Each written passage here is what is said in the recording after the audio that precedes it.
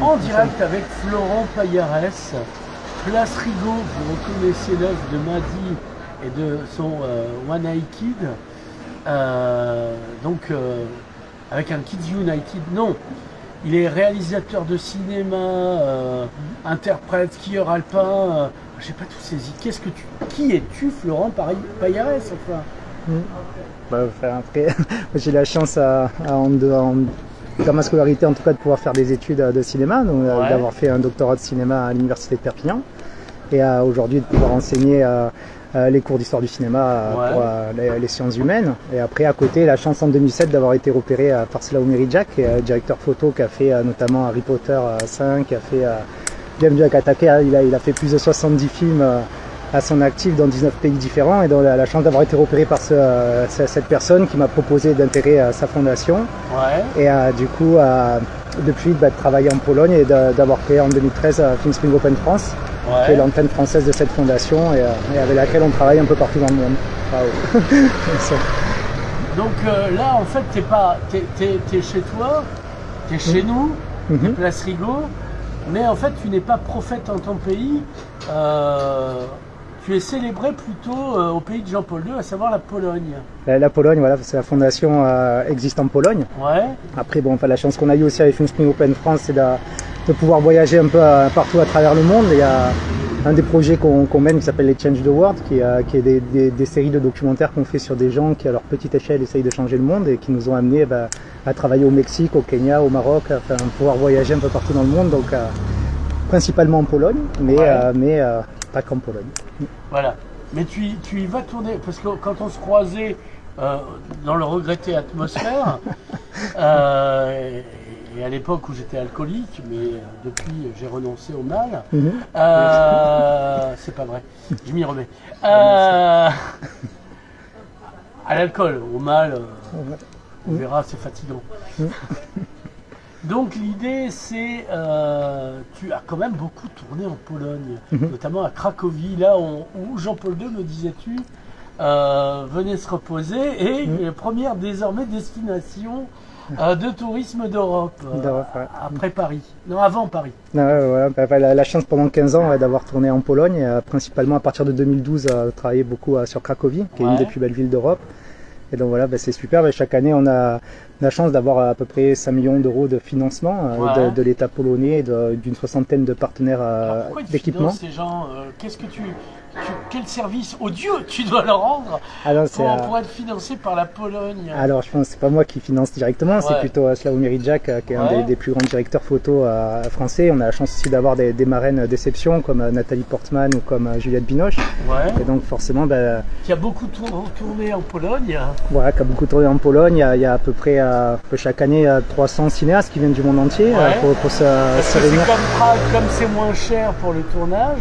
C'est pas forcément comme c'est moins cher, c'est que c'est un des plus gros ateliers de formation européens, du coup, puisque 5 millions d'euros de financement, c'est pas tous les jours qu'on peut avoir autant, en tout cas, d'argent mis à disposition avec des équipements, comme je dis, 60 c'est pas de l'argent détourné, partenaires. C'est pas de l'argent détourné, c'est vraiment, tu vois, comme quoi. L'idée aussi, c'est d'amener à des nouvelles formes de production, des productions qui se veulent écologiques. Ça fait plus de 10 ans qu'on travaille sur la question de l'écologie et je pense que Jack a été vraiment précurseur d'avoir ces idées-là, puisqu'on voit aujourd'hui tout le développement de l'industrie. Dans un parc à thème, un cinéma en Pologne, on peut dire. C'est pas totalement un parc à thème, mais voilà. L'idée, c'était vraiment de développer des nouveaux systèmes de production, et notamment un bus, un Cinébus qu'on a créé avec Nathalie Portman. Cette chance aussi de collaborer avec elle. Je ne connais pas. Moi, je l'ai connue petite dans Léon, mais il paraît qu'elle a grandi. Elle a bien grandi. Dans Pirates des Caraïbes. Non, dans Star Wars. C'est dans Star Wars, plutôt. Non, c'est Keira Knightley en fait. Rien à voir. Enfin, si, peut-être elles sont copines, mais ça ne nous regarde pas. Et donc, non, pas rien. Elle est l'égérie d'un parfum aussi. Qu'est-ce que vous feriez pour l'amour, Et Florent et toi, qu'est-ce que tu ferais par amour? Beaucoup de choses. Beaucoup de choses. Renseignements pris en MP. Qu'est-ce que je veux dire? Et donc tu travailles avec elle. Elle est gentille en vrai? En tout cas avec nous, elle a été complètement adorable, et grâce à elle, on a aussi réussi à avoir des financements qui sont assez conséquents. Porte-parole superbe, et qui a été engagée, qui s'est qui a fait 2 conférences pour nous, une en 2015, une en 2022. Ouais. Tu me fileras le lien, comme ça on montrera que tu ne nous racontes pas des bobards. D'accord, pas de souci. Enfin, voilà. Je te crois, la question n'est pas là, mais non, pour montrer que je ne discute pas avec n'importe qui. Ah ouais. Donc je suis une personne de Nathalie Portman. Putain, je suis fier. Alors, tu as tourné des films, des documentaires. Qu'est-ce que le travail concrètement, comment ça se matérialise? Alors le début, quand j'ai intégré la fondation, c'était pour réaliser des longs métrages, et donc l'idée c'était d'avoir un réalisateur par pays. On était 5 pays représentés, moi je représentais la France. La Catalogne la Catalogne indépendante, c'était plutôt la France à cette époque-là. Et malheureusement ce projet, ils n'ont pas abouti. Ouais. Et par la suite on m'a confié le pôle. Pourquoi? Ça m'intéresse, parce qu'ici il y a plein de trucs qui n'ont pas abouti. Je sais pourquoi, et je me demande toujours qu'est-ce qui au dernier moment a empêché que ça n'aboutisse. Après c'est toujours la complexité d'essayer de combiner 5 pays, d'avoir toujours les financements, de finir les choses à temps. D'accord. Et comme c'était des projets qui se faisaient sur plusieurs années, dès qu'il y a un des partenaires qui s'en va, là en l'occurrence c'était l'Allemagne qui s'est retirée. Donc malheureusement on n'a pas pu continuer le projet, mais toujours ça a eu permis de continuer à créer de nouveaux projets. Ouais. Et là les nouveaux projets en tout cas qu'on m'a confié sur la fondation, c'est les films interactifs. Et donc c'est d'essayer de trouver de nouvelles formes de cinéma où on va pouvoir raconter des histoires, où le public aura le choix et pourra choisir différents chemins pour le héros, voilà, exactement dans ce concept là. Et après c'est vrai que nous on a commencé à faire un tournage au Mexique qui s'appelait Super Tramp, qui est une émission de télé, comme le groupe, et c'était une émission comme Bertrand Cantat. Et donc ça malheureusement ça s'arrêtait en 2020, mais on est en train de reprendre le projet parce que la pandémie, c'était à Guanajuato au Mexique, et donc dans quel état? L'état s'appelle Guanajuato, c'est la région, et c'était la ville où on était, c'était Léon, qui est une grande ville, enfin tout est grand au Mexique, clairement. Et donc là on a eu vraiment la chance de lancer un super projet, notamment avec David Bravo, qui est un Français qui est installé là-bas au Mexique depuis une quinzaine d'années. Et donc qui nous a vraiment servi de point de fixation de production pour lancer ce projet-là. Et il a un festival qui s'appelle la Mostra des Ciné de Léon, et donc à travers ce festival on avait réussi à se lier d'amitié. Et on a continué, on a tourné ce film, on avait un acteur principal qui s'appelait Bobby D, qui était la légende de la lucha libre mexicaine, qui est malheureusement, le fameux, avec le masque vert et qui est malheureusement décédé pendant la pandémie. Donc tout s'est arrêté un peu brutalement pour nous, mais là on est en train d'essayer de relancer ce projet, quoi. Voilà. Et donc il y a ce projet-là, et après l'autre forme interactive qu'on a développée, c'est vraiment les Change the World, où on peut choisir quel pays on veut visiter, quelle thématique on veut découvrir, et on va rencontrer comme ça des gens qui à petite échelle essaient de changer le monde. Il y a eu le Kenya, mais c'était que de la photo, ou c'était aussi... Là il y a eu un film aussi Kenya, on a suivi trois missions humanitaires au Kenya, et dont le comité de jumelage des peuples d'Alenia, et donc ça fait 21 ans qu'ils étaient au Kenya et qu'ils ont créé des réseaux d'eau, et ils ont créé des maternités, des écoles, et donc on a suivi un peu tout ce qu'ils avaient pu faire pendant 21 ans à travers tout le pays, en suivant le peuple Maasai principalement. Et c'est vrai que Lou Baron a fait un superbe reportage qui a gagné Grand Prix Paris Match. Et donc, voilà. Pas n'importe qui là encore. Pas n'importe qui non plus. La fameuse catalane picarde d'ici. Voilà, totalement.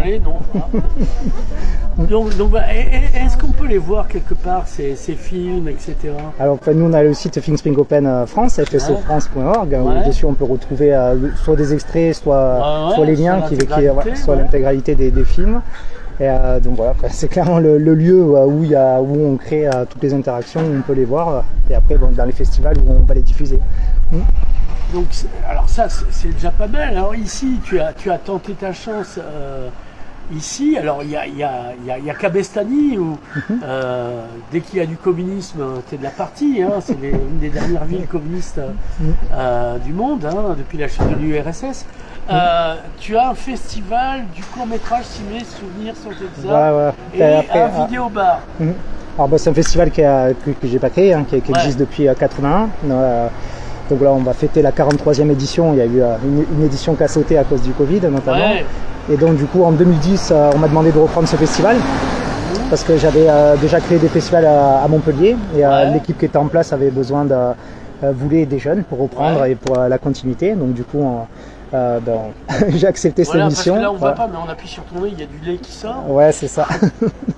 Et après, en 2010, on a repris ce festival. On a repris aussi un autre festival en 2012 qui s'appelle Les Étoiles du court-métrage. Ouais. Et donc, bon, les rencontres, c'est des films qui viennent d'un peu partout du monde. Ouais. Et donc, chaque année, on reçoit des milliers et des milliers de films. On en sélectionne, nous, une cinquantaine. Des films aussi de Bage, il y a aussi des films d'Alenia, il y a une centaine, entier, plus d'une centaine de pays qui sont représentés. Voilà. Et donc, c'est super. Chaque année, on reçoit des réalisateurs d'un peu partout du monde qui viennent échanger ici, se rencontrer à Cavestany. Les gens le savent. Alors, je sais que tu es plein dans tes salles. Voilà, nous on est complet dans les salles. Mais, donc, mais est-ce que les gens qui vivent ici, après, moi je le sais parce qu'on se connaît, mais...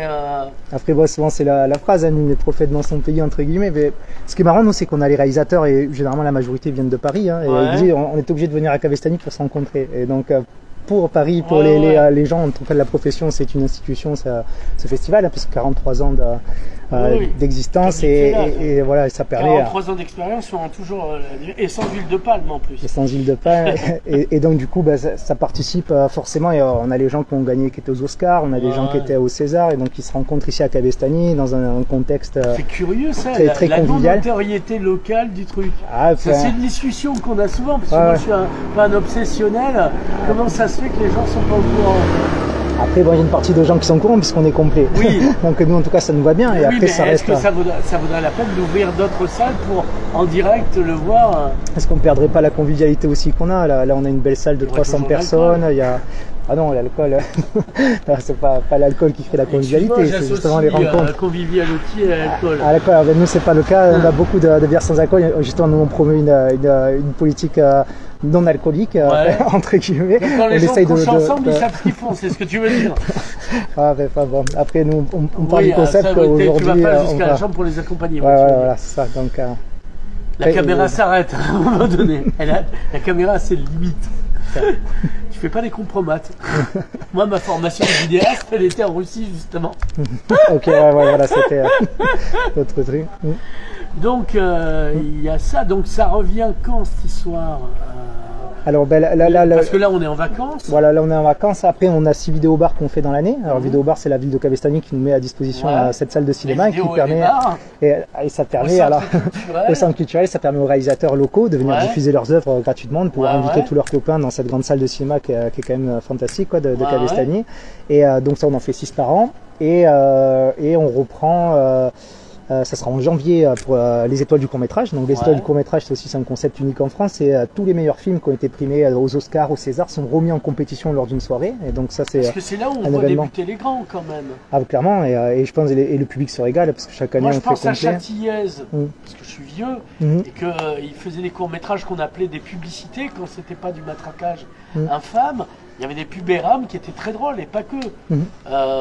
Et après, il a fait des films. Et beaucoup ont débuté dans des courts-métrages, pub ou pas pub, et sont devenus des grands réalisateurs.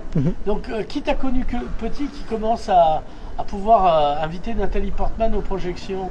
Là, on a eu par exemple Guillaume Leville, qui est un réalisateur qui est vraiment un habitué. Ça doit faire... je pense au moins 20 ans, qui vient sur les rencontres. Et là, qui était sélectionné pour l'Oscar du meilleur scénario, pour un film qu'il a fait qui s'appelle La Valise Rouge. Donc voilà, on a qui était aux toilettes, il nous a raconté une anecdote assez marrante qu'il a pu uriner à côté de Hugh Grant. Et donc voilà, c'est pas rien non plus. Et donc voilà, ce qui est sympa, c'est de voir plein de copains comme ça qui commencent à réussir. Là, cette année, on aura Wilfried Méance qui fera partie du jury. Wilfried Méance, il a commencé aussi il y a une vingtaine d'années sur ce festival-là, à se faire connaître. Et là, cette année, il vient de faire le film Épus et Affinité avec comment il s'appelle, Isabelle Carré et Bernard Campan. Et donc voilà. Que t'as fait venir il y a pas longtemps, Bernard en tout cas, Isabelle je sais pas. Bernard Campan qui était venu présenter en avant-première le film au Castillet, quoi. Et donc c'était super de voir des amis qui commencent à côtoyer Bernard Campan, les inconnus. Pour lui, c'est fantastique. Et tu m'as dit qu'ici c'était passé, je te dis ça parce qu'on est allé voir Dominique Pinon il n'y a pas longtemps. Dominique Pinon. Et que ça n'a pas l'air de passionner les foules. Oui, toi et moi, on ne comprend pas, mais essayons de donner une réponse et essayez de dire qu'il rate des trucs. C'est ce que je disais dans l'article que j'ai publié sur Dominique Pinon, enfin avec l'interview. C'est vous avez raté des trucs. Pourquoi vous n'étiez pas là, quoi? Ah ouais, c'est un peu incompréhensible, mais je sais pourtant, pas le journal a diffusé le fait qu'il y avait Bernard Campan, etc. Est-ce que les gens lisent encore les journaux? Il reste encore inconnu à son âge, c'est quand même terrible. Enfin, inconnu, ouais. Bon, après, dès qu'on l'associe au film qu'il a pu tourner, Alien, Délicatessen, dès qu'on met Amélie Poulain, je pense que c'était son rôle le plus populaire. Voilà, parce qu'effectivement, quand je redis ça, les gens disent « Ah oui, je l'ai vu ». Ouais. Mais ils n'arrivent pas à fixer. Non, mais Bernard Campan est quand même plus connu Bernard Campan, quand même, que Dominique. C'est pas une question de qualité, c'est qu'il était dans Les Inconnus, qui est devenu très connu pour le coup. Mais ici, je sais pas, c'est pas les Déferlantes, c'est pas le Festival mondial de la saucisse catalane. Les gens accrochent pas. Un peu moins, on dirait peut-être qu'il y a un peu moins cette culture. Alors on aurait dit Bernard Campan et la saucisse catalane, tu vois, il faut associer. Isabelle Carré et la saucisse. Dominique Campan qui nous fera une démonstration de saucisse catalane, je sais pas, en chantant Indochine l'aventurier, tu sais, un truc comme ça, quoi. Voilà, alors bon, on a parlé de ça, parce qu'il y a tellement à raconter avec cet animal. Qu'est-ce qu'on n'a pas dit qu'on aurait dû dire que quand même ça serait dommage? Peut-être qu'on a des résidences artistiques qu'on met en place sur Cabestany. Oui, ça y est, chaque année. Je viens de me rappeler de ce que j'avais oublié. Mais continue là-dessus. Depuis 2018, on a la ville de Cabestany qui met à disposition l'espace jeunesse de la ville de Cabestany, qui est un superbe endroit pour pouvoir faire des résidences artistiques. Et donc chaque année, on invite des artistes. Là, on a eu la chance l'année dernière, on avait travaillé notamment avec Marc, qui est un youtubeur qui fait des millions de vues et avec qui on a travaillé sur l'élaboration d'un clip, lui et Diane. Pour acheter un nom de famille, il s'appelle Marc. Que Marc, c'est son nom de youtubeur. C'est pas Yarès. C'est pas Yarès, voilà, c'est juste. Et donc Marc Jarousseau, si tu veux savoir son nom de famille, qui est un musicien hors pair et qui travaille avec une chanteuse ici locale qui s'appelle Diane et que nous on trouve fantastique. On était très très heureux de pouvoir collaborer avec eux. On a fait 2 clips vidéo avec eux et ça a fait 3 clips en tout sur les 2 dernières années, on va dire. Et donc ça, c'était une très belle collaboration artistique. Et là, cet été, on lance la production d'un long métrage qu'on finira en Pologne en octobre. Donc voilà, on est très content et surtout qu'on a vodka en Pologne. Alors pas de vodka, aussi pareil. Nous on fait super attention justement à toujours dissocier l'alcool du monde du cinéma et surtout en Pologne où il y a une tolérance zéro sur l'alcool. On a souvent l'impression ils ont eu des problèmes avant, du coup ils préviennent. Probablement. Et donc voilà, nous à ce niveau-là, on n'est pas dans cette promotion-là, nous en tout cas, mais on est carrément dans la promotion du cinéma écologique. Ça fait 10 ans qu'on travaille dessus, notamment avec Nathalie Portman, et l'idée avec la Frame qu'on a créée, qui s'appelle la Fédération de recherche de l'audiovisuel, des médias et de l'écologie, de donner des armes à la plupart des réalisateurs, que ce soit sur des grosses productions ou des petites productions, pour pouvoir faire les productions les plus vertes possibles. Oui, voilà. Et donc c'est tout ce qu'on va développer. Mercure, dans le sol. Totalement. T'es un gars bien en fait. Enfin, on essaye. Qu'est-ce que je veux dire? Alors oui, ça m'est revenu. Tu es à la base de la création avec Hélène Legré. Donc, tu es les 50 nuances d'Hélène Legré. Du DU qui est devenu une licence, pas tout kill, à la fac, mais où tu n'es plus, puisque tu fais un BTS à Picasso. Voilà. Anciennement, j'aime bien je suis encore à la fac parce que j'enseigne l'histoire du cinéma. Alors on va commencer la création du DU jusqu'à la licence et après BTS et on parlera de toujours à la fac. Avec Film Spring Open, voilà, ça. Et avec Film Spring Open France, on avait été partenaire de la création de ce diplôme pour y amener la touche audiovisuelle, parce que c'était. Rappelle-nous ce que c'était. Alors c'était un diplôme universitaire qui mélangeait le photojournalisme. Et donc là c'était plutôt Hélène qui allait représenter la vague journalisme et les captations audiovisuelles. Il y avait au début. Et il y avait l'image aérienne aussi. Et nous on s'occupait de tout ce qui était captation audiovisuelle. Donc d'essayer de donner une formation aux jeunes pour qu'ils soient capables de faire des documentaires et qu'ils soient capables de bien cadrer, de faire de belles images. C'est pas comme moi, je veux dire. Moi, je sais pas, je vois pas là du coup. Je regarderai après, je te dirai. Et donc du coup, ça a été un vrai succès, parce que chaque année, on a eu des élèves qui ont remporté notamment les prix Paris Match. On a eu plein d'élèves qui ont fait des documentaires, qui ont vraiment tourné un peu partout en festival. Là, on a fêté d'ailleurs les 10 ans de Film Spring Open la saison dernière, en septembre. Et c'était super, parce qu'on a eu des étudiants qui sont venus et qui aujourd'hui voyagent un peu à travers le monde, qui nous ont montré. d'ensemble que vous avez fait. On a, ouais, on doit mettre dans le diaporama. Ouais, ben faudra, ouais, je regarderai, clairement, il y a des photos, carrément. Et donc voilà, c'était assez sympa de voir tout ce qui s'était passé pendant 10 ans. Et après, ben, c'est vrai on s'est investi aussi dans la création d'un BTS qui est vraiment centré que sur le cinéma. Donc c'était à Picasso. Donc pour nous, c'était, on ne pouvait pas faire les deux, hein, donc on est parti sur Picasso. Et donc là, ça fait 2 ans, on vient de finir la première promotion. Donc on est très content. Sur les 13 élèves qu'on a eu, il y en a 10 qui l'ont eu. Tes élèves pour qu'on voit. Carrément. Enfin, on vous passera des extraits de films ou de ce qu'ils ont pu faire. Et là, on est très content d'ailleurs avec Film Spring Open parce que les élèves peuvent participer dans le cadre de la formation aux ateliers de Film Spring Open. Donc chaque année, ils peuvent venir en octobre. Et là, on part avec un groupe de 16 élèves en octobre à Cracovie. Et donc, ils vont pouvoir bénéficier de 5 millions d'euros d'équipement, rencontrer des centaines de cinéastes. C'est marrant comme les images ont changé. Pour moi, Cracovie, alors j'ai connu Lech Walesa enfant, j'ai même son portrait à la maison.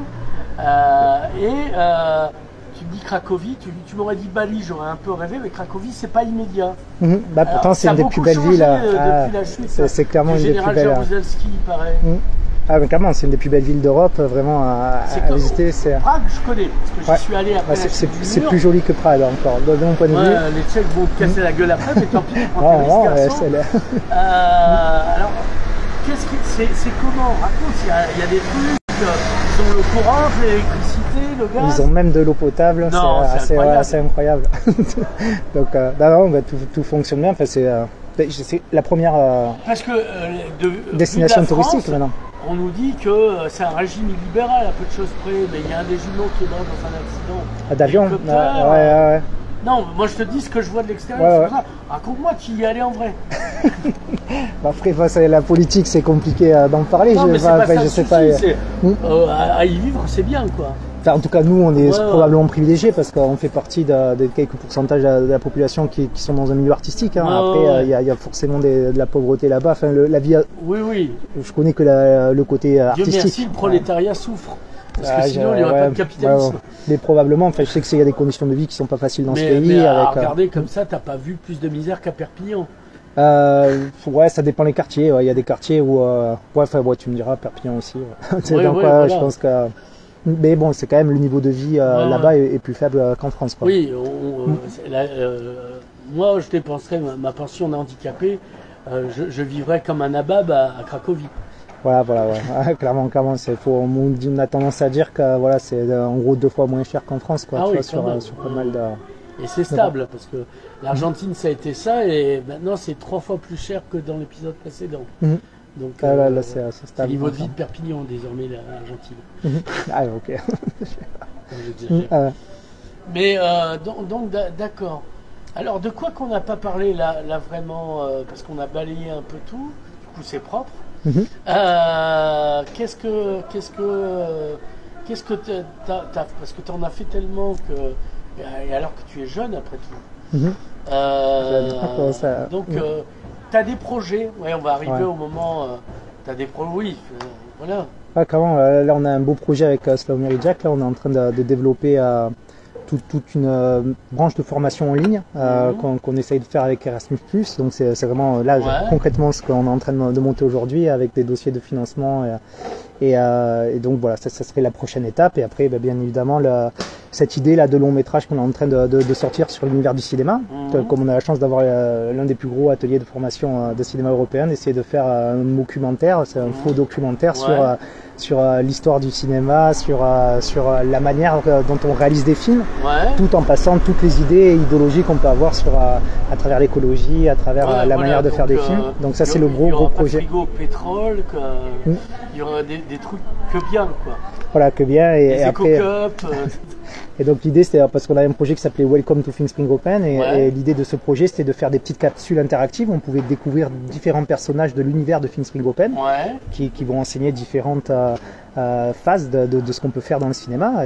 Et donc l'idée du projet est partie comme ça. Et là maintenant, en cumulant toutes ces petites capsules qu'on est en train de faire, on est en train de se dire ça pourrait être sympa de faire un long métrage. Et là en tout cas le scénario est en train d'émerger. Et donc c'est hyper motivant. Et on espère qu'on arrivera à le mener à bout. J'ai des copains qui faisaient des cours, je pense à l'ami Fabrice Maruca qui faisait La Mille Une Vieille, qui a fait son premier long métrage Si on chantait avec Clovis Cornillac. Il était content parce que pour lui c'était un aboutissement, quoi, donc voilà. Alors il y a un site qui regroupe un peu ton univers, puisque on a deux sites. Tu n'es pas encore une nébuleuse, mais tu es déjà un univers à toi tout seul. Donc on a deux sites, on a FSO France, donc Film Spring Open France.org qui tout ce qui est formation en fait qu'on peut donner. Et après l'autre site c'est imaginecabestany.org qui lui va tout le côté diffusion, qu'on va créer les vidéos bars, les festivals qu'on gère à l'année. C'est formidable. Est-ce qu'il y a un truc que je t'ai pas demandé qui serait urgent de te demander, parce que c'est un peu la fin de l'interview, mais que je vais passer pour un baltringue à tes yeux et que je veux surtout pas. Qu'est-ce que tu y a à dire en plus du plus qu'on a déjà dit, qui est déjà en moins qu'on a dit en plus? Est-ce qu'il y a encore un truc que tu veux dire, un message? Le message, ramène une baguette, Zézette, ramène une baguette pas trop cuite, avant qu'elle peut servir, ou autre chose, je veux dire. On peut inviter toutes les personnes qui souhaiteraient rencontrer un peu toute l'équipe qu'on a, parce qu'on a vraiment une équipe qui est assez fantastique, d'une 40aine de bénévoles qui vont de tout âge. Ça va de plus jeune doit avoir 16 ans, de 16 ans jusqu'à 90 ans. Cette année, là, on a quelqu'un qui arrive sur ses 91 ans. Qui a ses mains d'œuvre. Voilà. Et donc c'est assez... moi j'adore en tout cas ce projet-là, et c'est pour ça que je me suis investi dedans aussi avec toute cette équipe-là, c'est que c'est des gens, ça fait plus de 40 ans qu'ils créent des choses audiovisuelles ici, et il y a une espèce de continuité qui s'est créée intergénérationnelle, et donc on arrive à tous se retrouver. Donc les gens qui seraient intéressés par le cinéma, vraiment les inviter à venir nous rencontrer à Cabestany lors des manifestations qu'on fait. Donc ça recommence quand la rentrée pour vous? La rentrée, ça sera en septembre dans la vidéo bar. Donc pareil sur le site Imagine Cabestany ou FSO France, vous trouverez l'agenda de l'année. Et donc on commence dès septembre, tous les vidéos bars, quasiment la totalité de ce qu'on fait est gratuit. Donc ça aussi c'est parce qu'il y a une volonté municipale voilà. En tout cas, ils nous donnent suffisamment de financement pour qu'on n'ait pas besoin de faire payer l'entrée. C'est pas trop cher en fait, parce que on fait venir à Perpignan des choses extérieures qui coûtent très cher, et en fait les communistes donnent de l'argent, mais juste ce qu'il faut pour que la terre soit qui la travaille.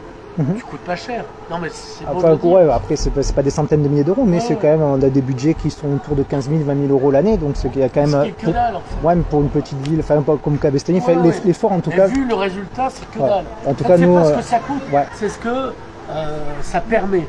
Ça permet de faire, et après on a la ville aussi qui est tout le temps derrière nous, qui nous permet de mettre tout en place en mettant aussi des employés. Ça s'intéresse à la culture, c'est curieux ça. Complètement, moi, à la base, j'étais sur Montpellier, donc de partir de Montpellier, d'arriver ici, il y avait le questionnement. Cabestany, l'autre Montpellier.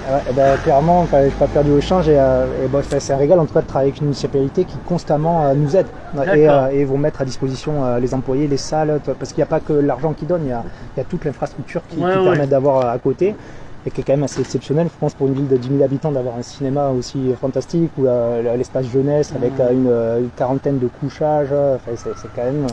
Oui, parce que c'est important, il faut loger les gens. Et si on a des trucs, alors c'est mauvais pour l'UMI, le syndicat des hôteliers et des restaurateurs, mais c'est bien quand on a son propre pensionnat. Là, c'est des résidences artistiques, donc on a besoin de pouvoir dormir sur place. Un hôtel, je pense pas qu'ils seraient contents d'avoir des artistes qui viennent à n'importe quelle heure de la nuit dormir.